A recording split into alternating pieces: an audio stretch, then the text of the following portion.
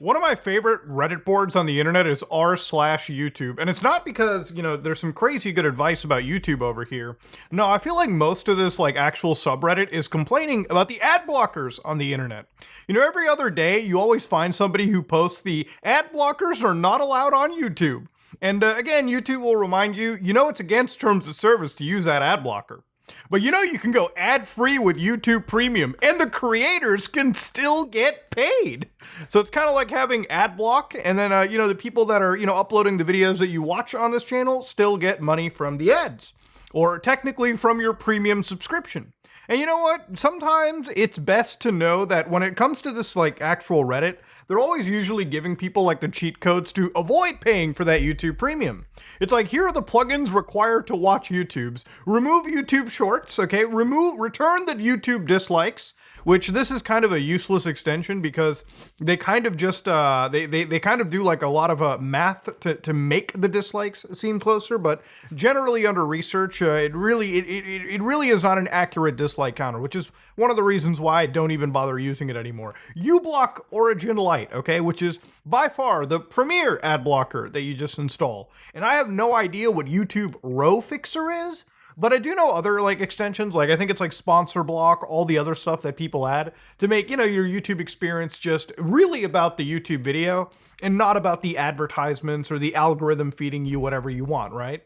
And of course, one of my favorite posts all the time is, "Fuck you, Google." Now, this is apparently something where somebody loaded up youtube.com and the entire page was this blank with gray squares. Now, a lot of this has to do with YouTube updating ad block detection, which it seems like 99.9% of the subreddit actually uses. I think most people that are internet savvy absolutely love using ad blocks, and I don't even blame them. I think ad block is amazing. I think I think it's actually better than an antivirus software. If you asked me honestly, what I would recommend on somebody's computer, would you browse the internet with antivirus softwares or ad blockers? I think I would absolutely tell you the ad blocker is absolutely required. It's not just me telling you this. It's the FBI. It's pretty much every big cybersecurity firm just straight up telling you, yeah, the ads are scary these days. Sometimes they link you to really malicious stuff. You should just block them. And of course, YouTube is constantly at war with ad blockers. And sometimes if you're an ad block lover, you log into YouTube, it's whoa, the site's completely broken. So you either wait 2 to 4 hours to get all the updates from the ad blockers, they will fight back against YouTube. And at this point, I'm not even ashamed to mention the ad blockers because they literally sit right there in the Google Play Store. Imagine YouTube telling you it's against terms of services, but then at the same time, in the same fucking breath, they have Google just advertising it for you, okay? And sometimes you'll find even ad blockers exist on YouTube's advertising itself too. So I have seen YouTube ads. I made a video on a YouTube ad blocker pie that was literally advertised on YouTube itself. So anyways, going in further into this, right? Again, there's more situations where people are YouTube, just give up. And they're just blocking you from blocking the ads. Now, I think the normal person response to this is probably downloading a web browser like Brave or something that just ignores all this bullshit.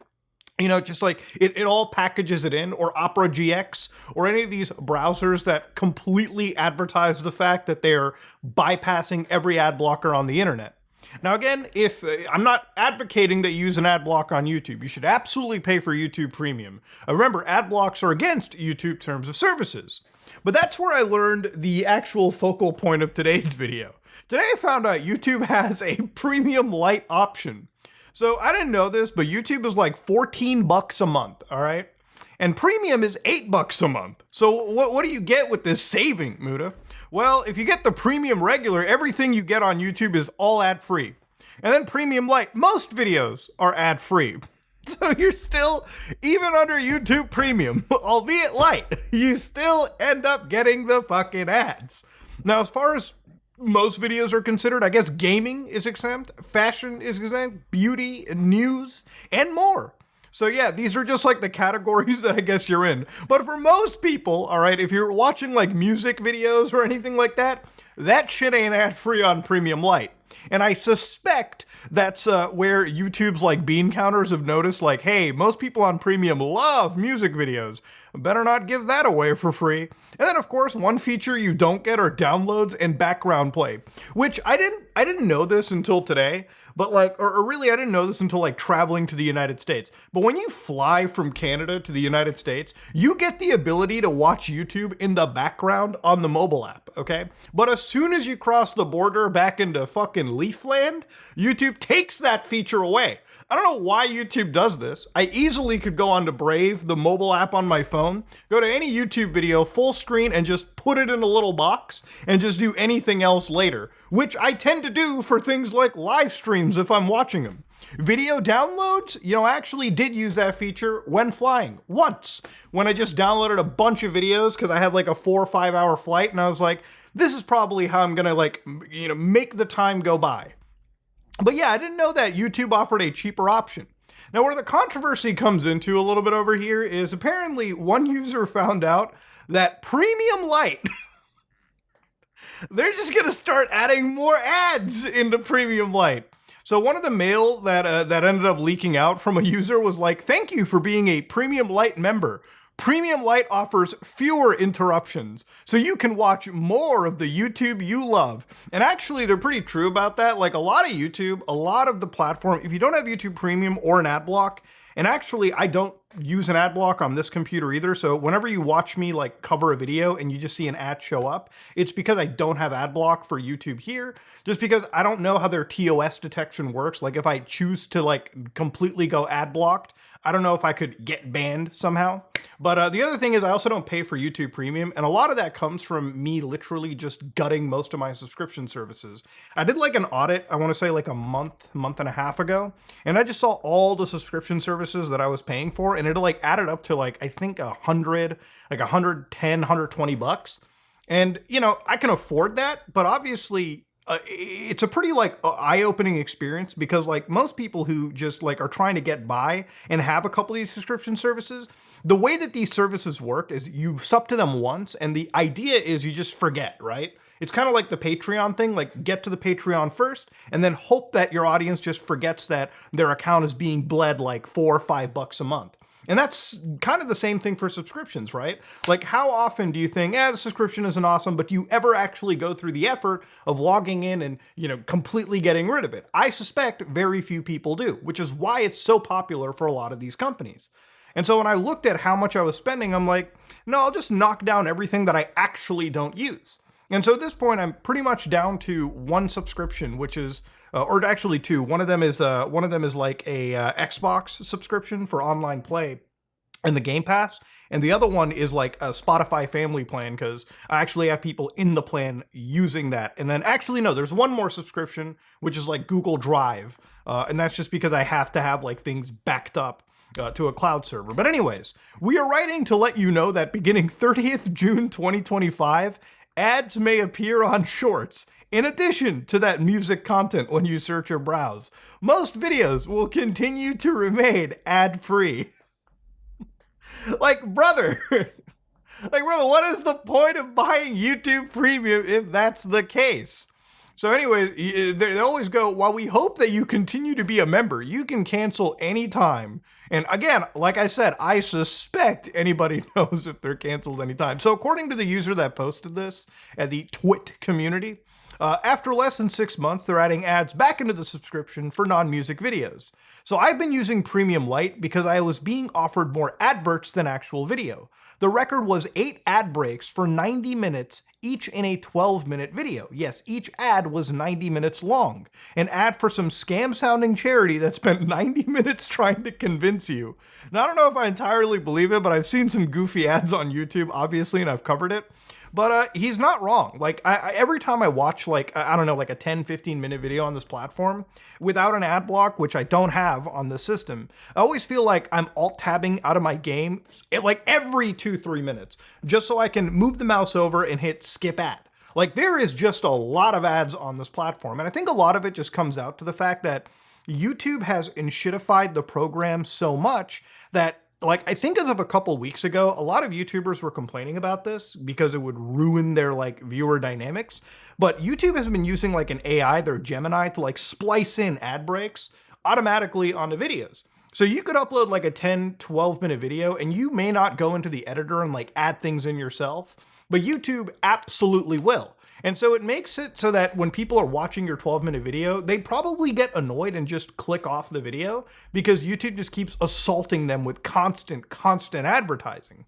And again, I'll get to this later, but I think that it's a really bad time to be an internet service, right? Now, when it comes to subscription services, look, a lot of this started off with like Netflix. For anybody that's too young to remember this, I'll give it to you in the before times. When I was younger, we got a Netflix subscription, and we ended up getting a Netflix subscription because this is before they were just a streaming service. Back in the days of Netflix, you could get a subscription, you could order like a DVD of Spider-Man 2 off of the Netflix catalog. They would send it over to your house, you'd watch the movie, and then in the same envelope they sent you, you would just package it up again and send it back for free. So Netflix kind of came in and killed the rental movie market, right? Like, why would you go to, I don't know, Blockbuster, take a chance on your Friday night, and then you would try to rent a movie. And remember, the most popular movies would always just get rented out for that Friday evening. So it was just like a waste of time for anybody to go to the store. The most popular games and movies would always be rented. So you'd go to Netflix and they'd just have this whole warehouse of movies that anybody could rent, and you would just get whatever you want typically. Then Netflix introduced streaming, and then the streaming just kind of took off. You know, why even bother going to any of these red boxes or, Blockbusters when literally the movies you want are just there for you to stream? You just open an app, you click on the movie, and it just like buffers for a few seconds, and you're into the movie. That literally set apart Netflix from any other, competitor. Now, one thing that I didn't know when I was young at the time was that Netflix was a loss leader, meaning that Netflix would just give this service at cost, right? Like they would lose money year over year, oftentimes investing millions upon millions of dollars to create their own programming, just so that they could up that user base like crazy. And it wasn't until much later that a lot of companies kind of started doing something similar. So you had things like Disney Plus, you had things like Crave here, you had HBO Plus. Now there's like probably 10 to 15 different streaming services. And a lot of those different streaming services have reinvested in themselves. They've become massive. They've dumped a lot of money. And I really feel like the investors that are behind this, they want to see an actual return. So now it's like, hey, now that we've got these massive user bases, let's go out of our way to up the prices. And one of the reasons why I just kind of strayed away from Netflix was I ended up getting probably like 5 or 6 emails throughout my ownership. It's like, hey, buddy, we're upping the price for your plan. We're upping the price for your plan. And it really was just a matter of all I used Netflix for is watching Breaking Bad over and over again. You know, if I want to watch something on Netflix, I might as well just sub for the month that I'm going to be binging and then stop. Which is why, like, when Squid Game drops, like Squid Game, part 3, I'll sub to Netflix, watch a little bit of it, and then probably unsub. Because honestly, spending the entire course of that, super premium package for the 4K and all that extra bullshit is not worth it, considering all I would use it for is watching one show a year and then maybe rewatching things like Dexter or The Office, right? Until, of course, Netflix decides to arbitrarily take that off because they lost the whole licensing agreement. Now, I suspect, to go back to YouTube has been so hyper monetized over the last year or two that I really feel like it might be a scenario where YouTube is more unsustainable than I actually really ever thought. Now, YouTube, ever since like Susan Wojcicki, she passed away, she stepped down from leadership and it passed over to like Neil. It feels like YouTube's tried to like optimize how much ads they can deliver, and they don't really care about the quality of the ads or if the ads are even safe. It's just how much can we fucking deliver, and how much can we get people to possibly be annoyed and use YouTube Premium. I'm not even against the idea anymore of this. Well, I am against the idea, but I'm not even against that this idea would happen. Like, I wouldn't be surprised if YouTube decides to go and charge, maybe like a subscription fee to even access the website some point down the road. I wouldn't even be surprised if YouTube decides to go after the creator and maybe ask them to, or maybe charge them money for using YouTube's vast resources. Remember, a lot of creators upload like multiple hours of video a week, and that is a serious strain on YouTube's server and backend. The fact that you upload a video here and it gets striped to every data center across the world, there's only so much data YouTube can store before it becomes unsustainable. There's just a massive amount of users constantly uploading material. And I don't think it's sustainable, which is why I see all of these premium like advertisement options being pushed, which is why I'm starting to see even like video quality being like rate limited to certain countries or subscription packages. So yeah, it's not a good situation to look at. And the thing is, even if like that happens, you might be like, I'll stop watching YouTube. And I'll probably wager that most people won't, because YouTube doesn't really even have any proper competition. Like the only competition that comes to my mind is sites like Odyssey or Rumble. And at least for Rumble, that site usually has that bad connotation that if you get banned from YouTube, you just bring your raunchy ass over here.